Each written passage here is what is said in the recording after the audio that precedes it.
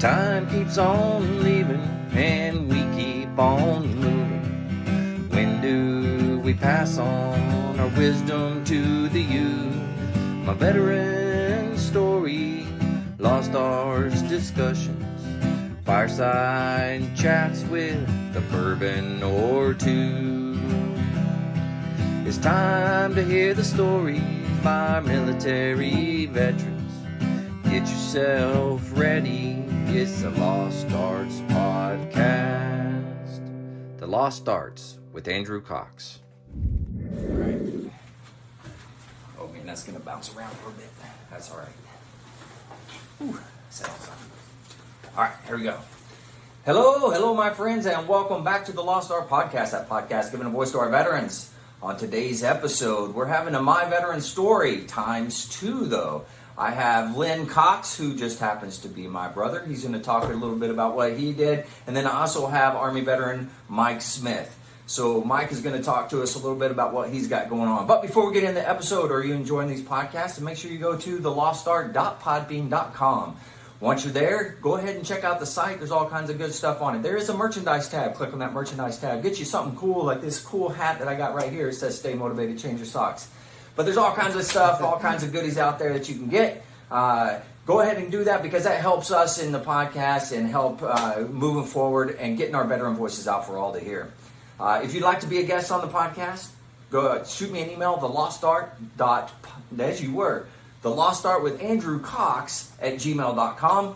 And then I guess that's about it. So we'll go ahead and get into it. Gentlemen, thanks for being here with me. I appreciate it. It's going to be a good time. Hopefully you guys have fun going through this and telling stories. But it's good to meet you officially, Mike. And I know that guy over there. He's been around once or twice. He is the much older brother than me. And a better looking one. Well, that's out for debate. That's okay. So my wife, we were having people out at the house, and I said, well, what are you fixing? And she said, lamb. And I said, no, I don't know if I can eat lamb. And she goes, what? I said, I never told you the story, but I said, I don't know if I can eat it. yeah.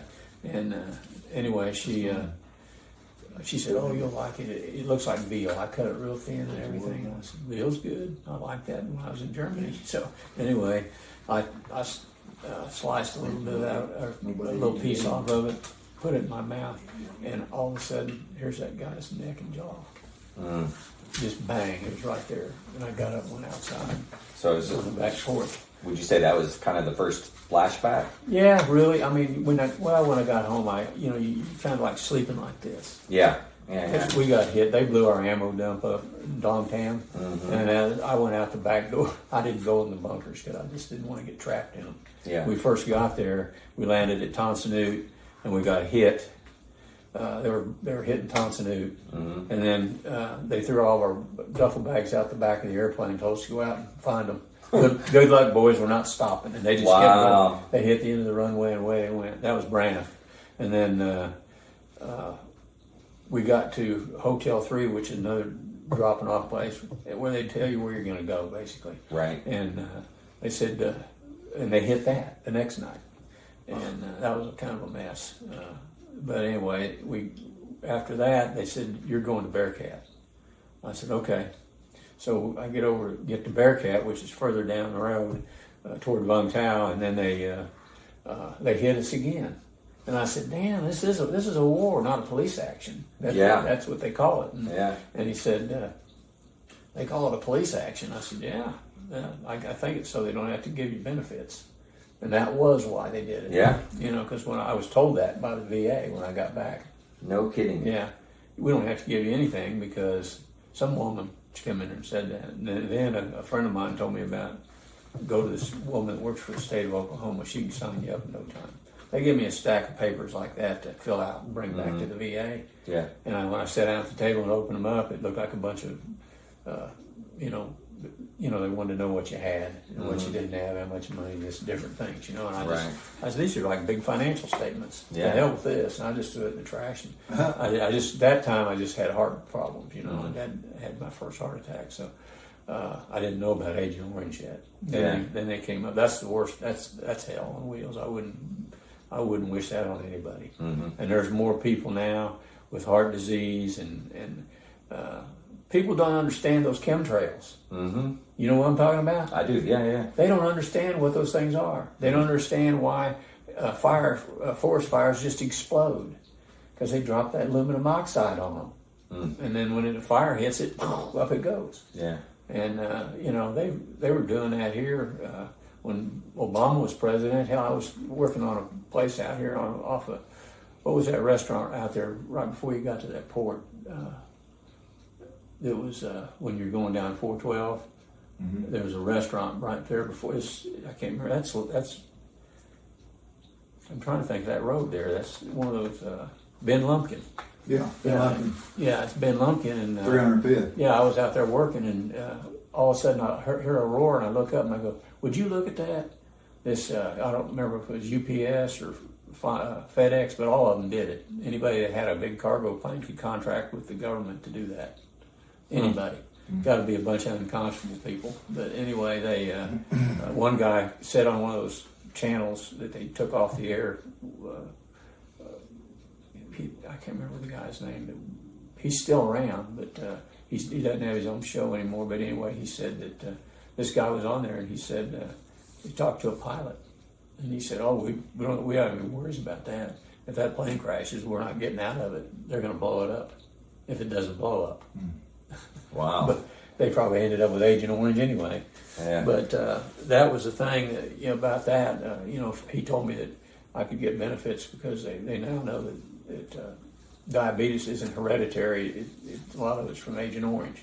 Okay. And now they're paying people that were in the Philippines and all over the place loading those airplanes because they're getting diabetes. Yeah. And, I go to this, I just had open heart surgery a month or so ago, and you go into the rehabs, and they have them at 7, 8:30, 10, and 12:45 all day long. And there's people, because it's summertime, I guess, there's people, skipping, and they make it up at the end. But I mean, there's so many people having heart attacks and open heart surgery now and stuff. It's unbelievable. And then everybody's got diabetes on top of it. Huh. And everything. And the doctors I'm sorry, they don't give a damn. Most of them don't. Some of them do, but most of them don't. My wife asked me, "Why are you buying all this crap on the internet?" I said, "Because somebody's got to try it. Maybe something will work. But maybe they're all liars. I don't really care." I said, if you had this crap and you had to put up with it, you'd be trying some of this stuff yourself. But she's a Slovak or something. How she don't get sick? She smokes like a chimney. She'll outlive me by 10 years easy. How long y'all been married? We're coming up to 40 years. 40 years. 40 years. That's Now, good. That was my second marriage. Yeah. My first one, I should never got married because of the PTSD and all that. And she didn't want nobody around but me. I couldn't live like that. And how long was you in Vietnam? How long was your war? I was there officially 12 months, but I was there an extra 2 months because I wanted to go R&R to Australia, and I could never get there. All the uppity ups got Australia, and finally the top come in one day and he goes, "I got you an R&R, Smitty." I said, "Really?" He goes, "Yeah."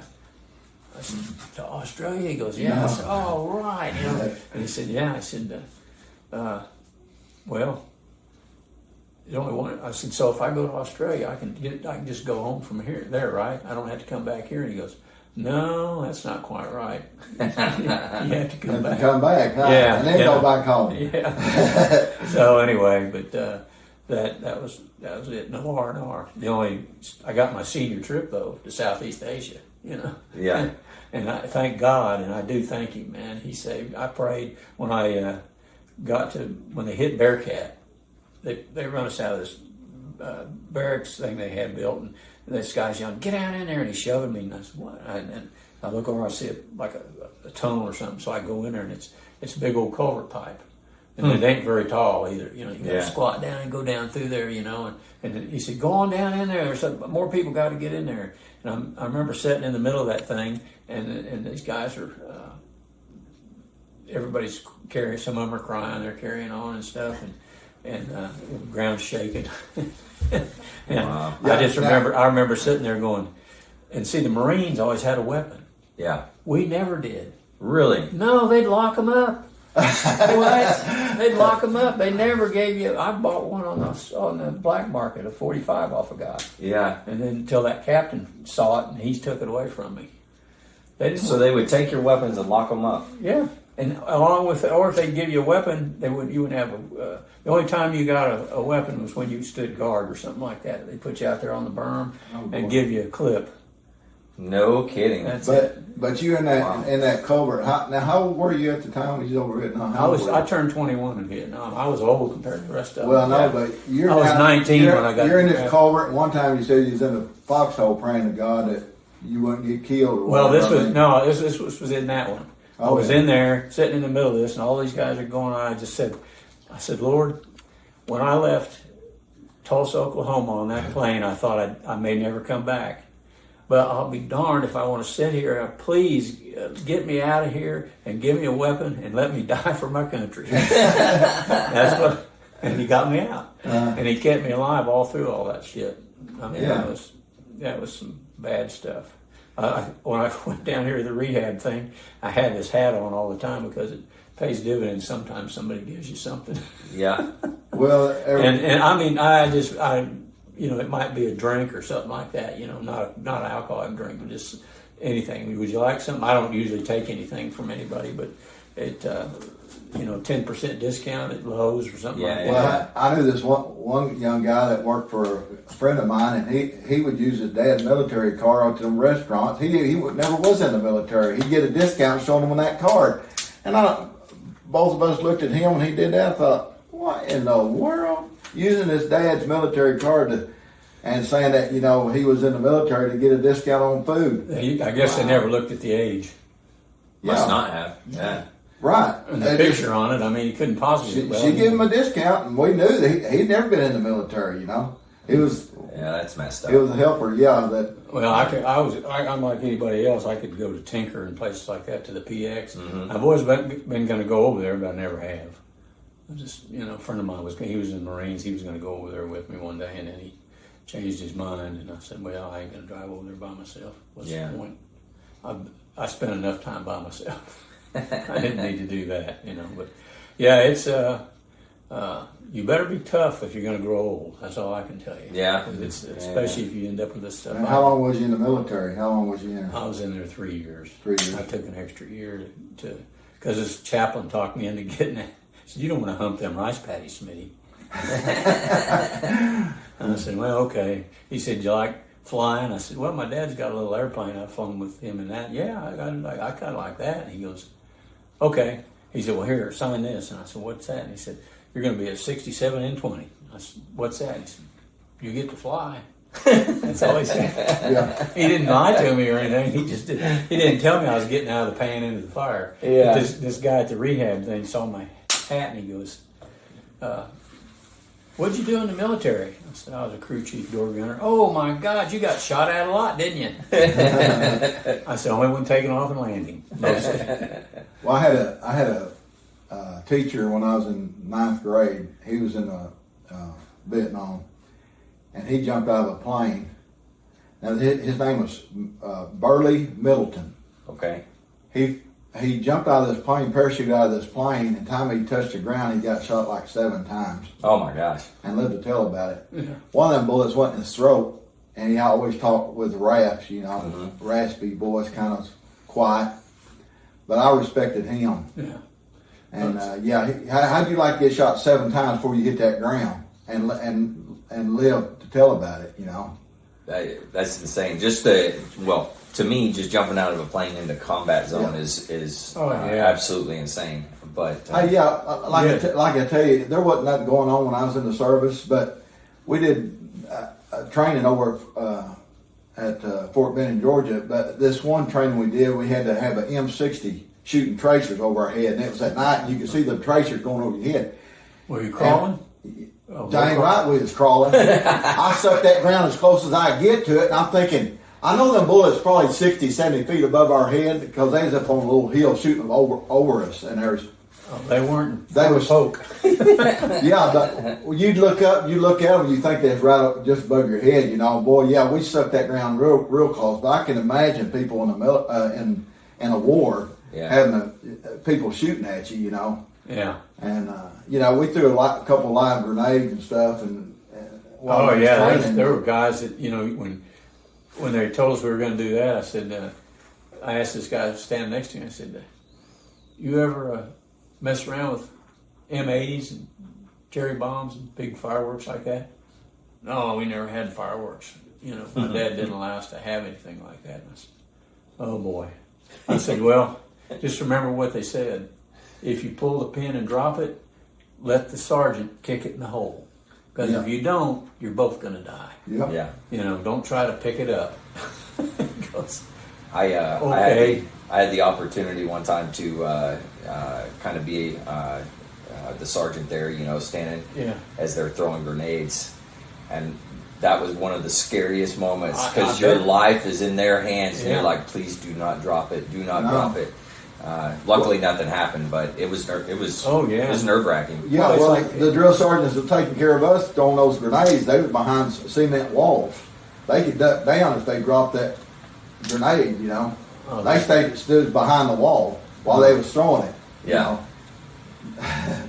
For us, it was what we had to do. So if somebody dropped it, you grab the Marine, you throw them out, and you jump on top of them. And then hopefully, because it was like a little berm or whatever that you Yeah. throw them over, so Yeah, hopefully that- the explosion didn't get you. But the Army just had I remember there was walls on both sides. There was one when you came in. I guess that was so the shrapnel wouldn't go out the back door. Yeah. But the thing is, there was a hole down there, pretty good sized hole, about that big around. Yeah. And the sergeant was supposed to kick the grenade in there. oh my gosh, I would have kicked it and jumped over that wall, wouldn't you? It would have gone a long way. Well, he at that point, I'm thinking all you had to do is step off to the side because anything that's going in there is going to come out that hole. Mm-hmm. It's not going to blow that thing. Believe me, they made those so they wouldn't. true, yeah. It would. They'd absorb the shock. Yeah. Hell, one kid threw one. I was standing right there watching him. He threw it, and he was wanting to watch it explode. Sorry, Greg. Jerked him right down on the ground, man. Boom. Down he went. But yeah, it was something. And then like I said, then I ended up with I've had diabetes, Agent Orange. It was my third go around with my heart, and I had open heart surgery, and He's kind of like a cat in 9 lives. you yeah, know? I had I had an appendix operation back in '70, or somewhere around '70, Yeah. 71, I guess. I think it was, it must have been '71 because I was chief pilot for Christensen Aviation, and I had a catch in my side down here one morning. This gal that worked there said, "Mike, that might be your appendix. It's not going away." I said, "No, it's not. It's been bugging me ever since last night." She said, "You better go to the doctor. It might be an appendix." So the doctor said he thought it was my appendix, so he sent me over to a place called Doctor's Hospital, and I walked in there, and this guy says, "Hi, I'm Dr. Leibovitz. You got insurance, don't you?" I said, "Yeah." He said, "Lay down on that table." I lay down on the table. He goes, boom, pokes me right here with Oh. both hands. I said, "Damn, Doc." He goes, "That hurt?" I said, "Hell yeah." And he goes, "Okay." He said, "Have you ever had x-rays?" And I said, "Yeah, for broken bones and things like that." And he goes, "Oh, well, admit him and give him a complete upper and lower GI series." I didn't know what that meant. Yeah. Might as well said give him the royal flush, because that's what it means. You ain't got an orifice. They're not sticking something in and flushing something out. It was unbelievable. And anyway, then he comes back in. Now he comes back in. He says, "Well," he said, "your X-rays showed you didn't get out the window fast enough." And I said, "Excuse me?" He said, "Somebody's husband got you with a shotgun right over here." And I said, in your right side. And I said, "Well, I don't remember that." He said, "Yeah, you always want to forget things like that." And I said, I don't know what you're talking about." So I thought about that for a couple of days while I was laying there in the hospital. Yeah. And I remembered we got hit one night, just like always, you're just going somewhere trying to get out of the way. And I got up and my t-shirt was stuck to me, and I pulled it off, and there were just little red specks, like the measles, something like the measles, but they didn't hurt, they didn't bleed or anything, as far as I know. Well, I guess what it did was it cauterized when it went in. Yeah. Wow. Yeah. So anyway, I didn't know it, but anyway, when he operated on me, he split me open down here and took 18 adhesions out of my intestines and stuff like that. Wow. Well, I could drink beer all night and never go pee until he did that. Oh boy. I had to cut down on my coffee drinking and everything when I was flying those charters. Yeah. Wow. You know, it was something else. So anyway, they asked me if I'd ever had an operation, and when at the heart hospital.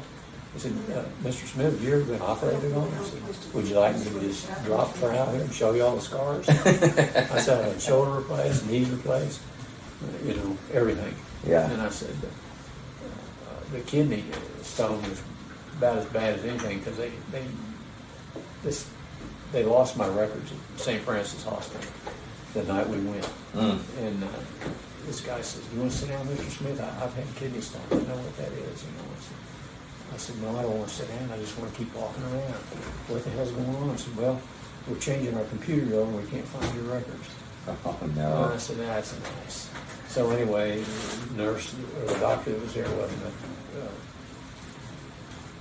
what do you call him? You're talking quiet again. Speak Wasn't up. a urologist or whatever, you know. Yeah. So anyway, she called this other doctor, and he said, this kid said, hey, we're going to have to do this anyway. Why don't you come on in here? So I went in there, and he says, I'm going to take a picture of it, so they'll have that when the doctor gets here. I said, okay. So, and all of a sudden he's inside the room. He's going, holy! He said, I just thought I had a kidney stone. I never had one. That is huge. And he goes out there to that doctor and he says, hey, you got to give him something because he's not going to pass that. And so when the doctor finally got there, she had given me something. I don't know what it was, but it quit hurting, you know. And anyway, I didn't feel drugged or anything, but whatever she gave me, it worked. But anyway, he said, is it not hurting? I said, it's not hurting now. He said, well, it quit moving. So I said, tell you what, I operate on Wednesdays. He said, just come in on Wednesday and I'll take care of you.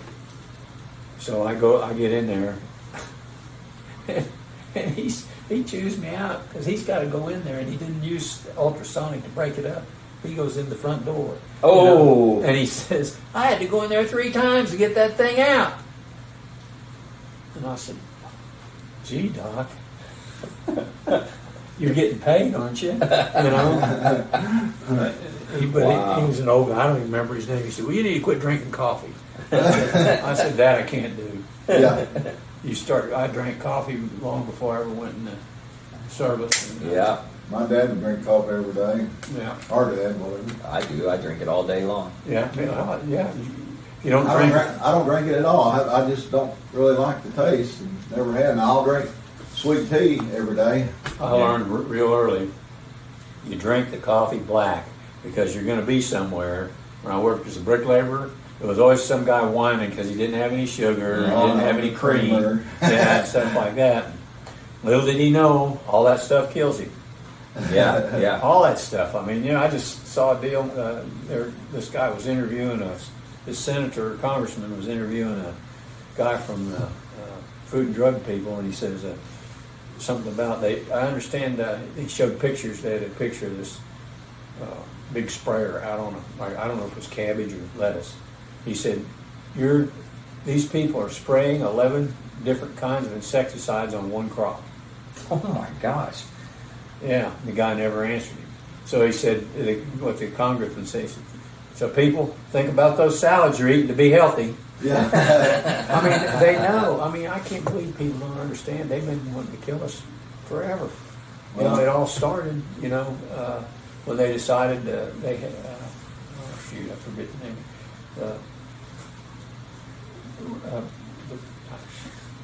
Sorry. That's all right. That's But all anyway, right. it was the name of the outfit before it became the UN. League of Nations, maybe?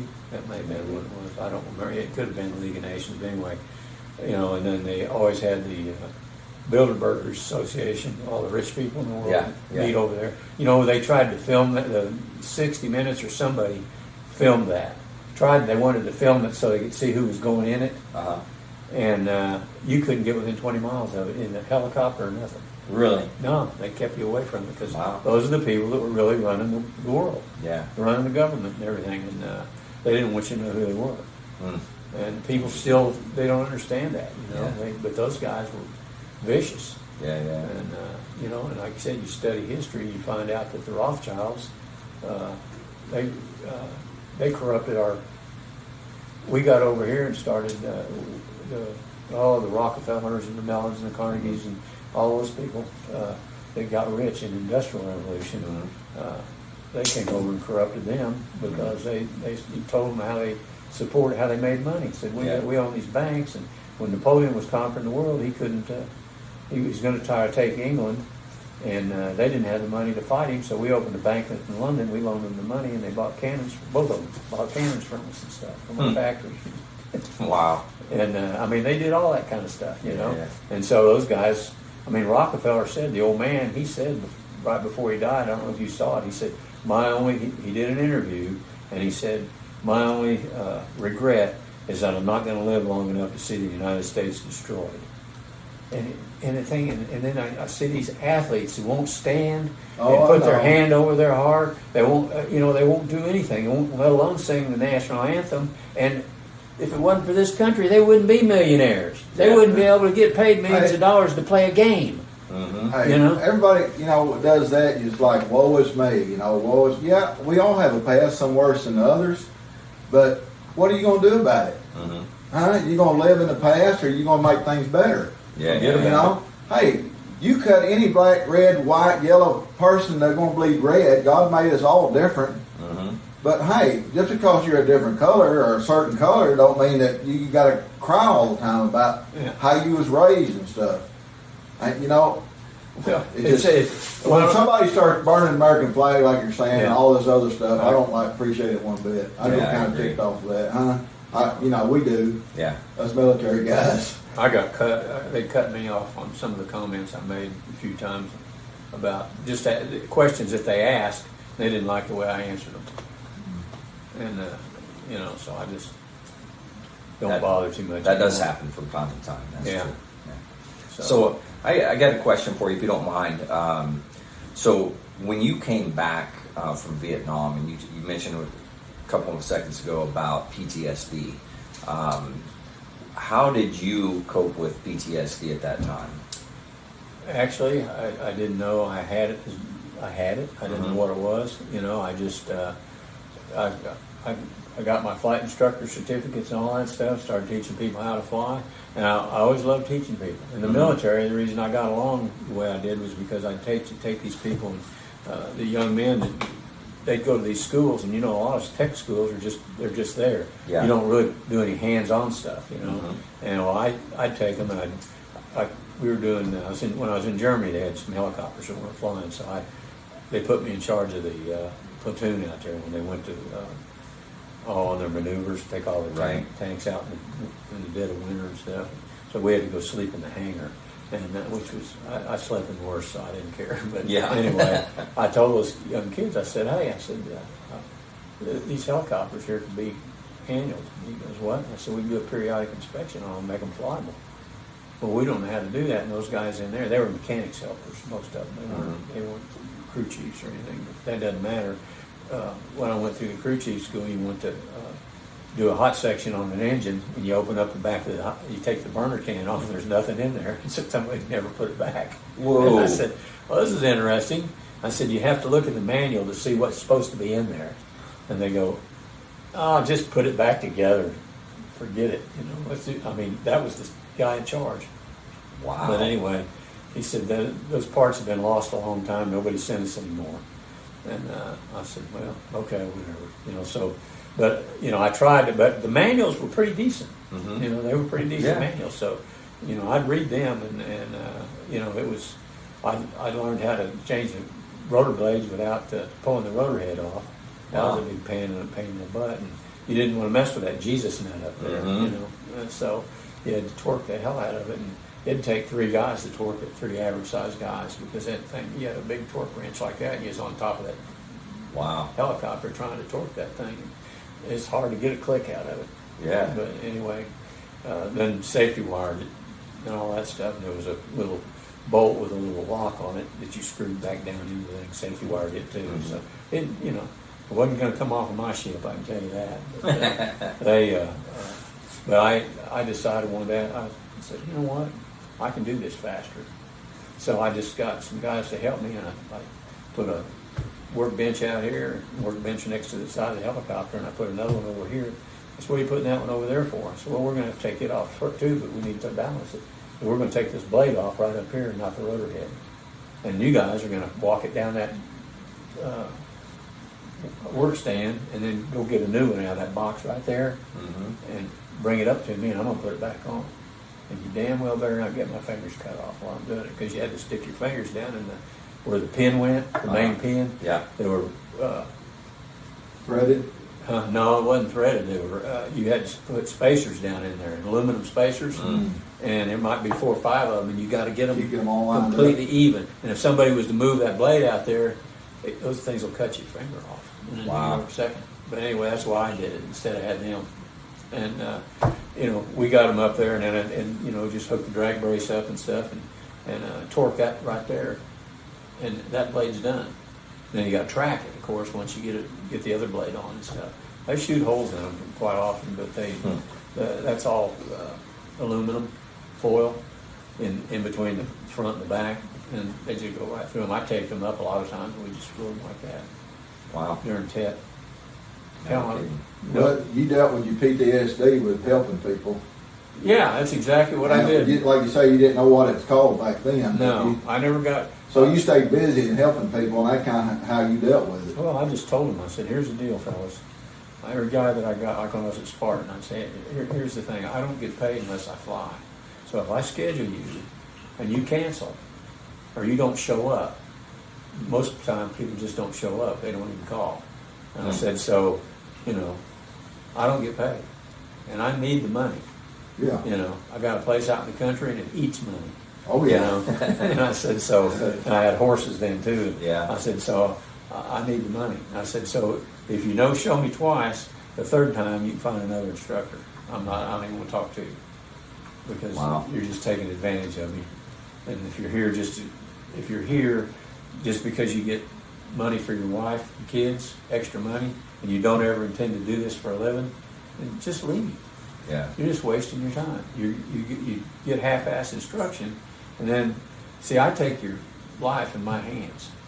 Your life's in my hands, and anybody that ever rides in that plane with you, their life's in my hands if I don't teach you everything I know. Right. And the reason I did that was because I realized once I started teaching that I didn't get a lot of stuff Yeah. of information. Of course, maybe Vietnam had something to do with that, but I started, teaching them all the little extra things. Like they wondered why I made fun of me because I flew this old airplane. It was an old 56 Cessna 150 for a trainer. Yeah. It had a straight tail on it, little bitty wheels and everything. How come you fly that? Triple six ugly, they called it. And I said, how come I fly it? Because it's a better plane than any of these. You don't need a subsonic airplane, a swept back tail. They just put it on there so they could sell more of them. Yeah. It doesn't do the job as good as this thing. And I can back this airplane up and fly it like this with the rudder, and you can't either. And I said, sure you can.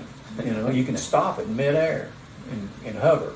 I said, you got those manual flaps, you can pull them all the way down. And if you're in an emergency landing and you're coming up and you see you're going to hit a fence, we used to tell people, if you're going to hit a fence, get on the ground before you hit it. But if you got one of these old babies, all you got to do is wait till you're right there to that, from here to that end of the table from the fence, and jerk that flaps up, or not jerk them up, just grab that handle and put them down, and it'll hop right over the fence. No kidding. Yeah. Wow. I demonstrated that kind of stuff to them. I wasn't supposed to, because the FAA came out with a rule saying you can't go below 500 feet. Well, you can miss the world from 500 feet if you haven't got any power, Yeah. And you don't know what you're doing. You got to learn to slip an airplane, and forward side slips, everything. I mean, it was fun, and I actually ran into one of my pilots. One of the best students I had was working for. I ran into him in Midland, Texas one day, and he was flying a King Air 100 for the University of Texas. Oh wow! And then I ran into another one. Rich Zimmer was up in Philadelphia. He was flying Aero Commander for some company up there. But Rich, there was another guy, Rich Zimmer and Lon Rickner was flying a Beach. I was in South Bend, Indiana, and he was taking his check ride on a Beach 99 for Commuter Airlines. So those guys were the ones that were actually using what I taught them. Yeah.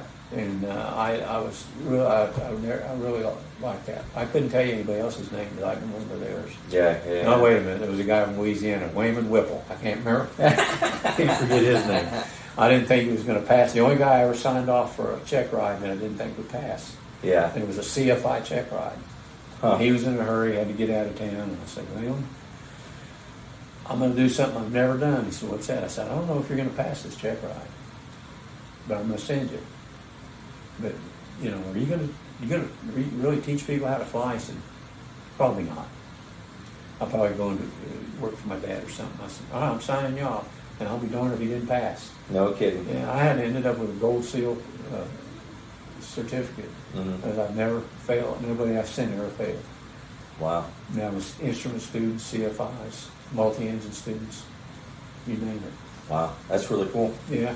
Well, I wanted to be good at it because, like I said, people's lives were in my hands. I saw too many dead people Yeah. in my life Absolutely. to see that kind of stuff happen and think it was my fault. Yeah. So, Well, I guess we can kind of start wrapping things up, but Okay. I want to give an opportunity to both of you to kind of give words of wisdom or something of that nature, or a good story or anything like that you want to give the listeners before we close it out. You want to go first, Lamb? Yeah, you know, men, I don't know about women, but men need two things: respect and something to do. And if we feel like when people give us something to do, we feel like we're wanted. And we don't have anything to do, and people don't respect us, you know, but with, huh?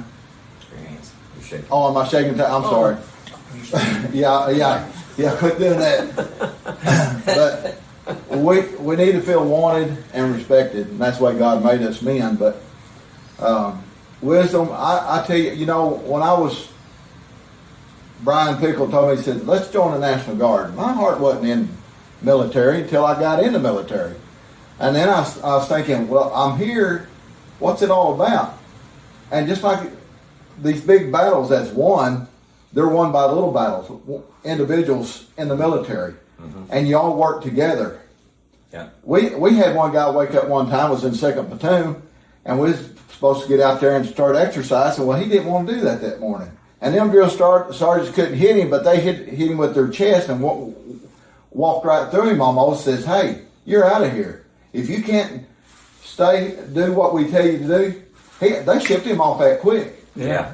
When you're in the military, you all got to work together. And these little bitty battles that you fight individually in a battle that wins the big battle. yeah. So it takes a group of men and women to work together. Yeah. If you can't work together, then that's why the military takes them that quick out. Yeah. But and I think everybody that graduates from high school, men and women, ought to go through the military, through boot camp, because it shows you respect, and you work hard, and work will help you physically and mentally. So, and I'm all about military, man. I love it. And as long as we keep a strong military here in the United States, we're going to do okay. Yeah. But I agree. words of wisdom is obey your parents, obey the people that's in authority. I don't care if in the government, military, whatever. You always respect people and honor people, and you'll go a long ways. Go That's ahead, good. Mike. That's good. Yeah, well, on that, I learned in the military, if you're going to talk to an officer and you have to talk kind of tough to him, you always say, sir. Oh, yeah. Because if you don't, you're in trouble. Yeah. That's disrespect, and they'll nail you. And Yeah. I had that captain. He wanted me, but he didn't get a piece of me, you know. But because I always respected him by saying that. Yes, sir. Yeah, there was a lot of good guys I met in the military, you know. And I was one of my guys. Just kind of, I was like a magnet. He was from Southsaw, and he showed up over there in Vietnam. And the next thing I know, he saw that Oklahoma flag I had, and he just glommed onto me. He Yeah. said, "What do you do, Smitty?" I said, I'm a crew chief door gunner. And he goes, "Oh, I'm just a mechanics helper." I said, "Well, you can be a door gunner if you want to. They like door gunners." "I'll teach you how to shoot an M60. Yeah. Well, we'll see. Well, he got a chance, but he decided he didn't want to do it. And I just don't think he liked the flying. I mean, because you're hanging out there. I never wore one of those straps. They had these harnesses they'd give you, and I thought, well, you know what?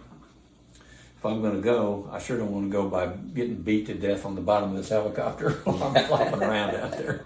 It was just long enough to get you out the door there, and nobody's going to stop, So maybe if somebody was in there, they might be able to help you get back in if you don't get knocked out or something going out and anything's possible. But yeah, it's I'm wondering now, after some of the stuff I've seen about stuff Mattis did when he was in office, or in Trump's, he was general of the army or military?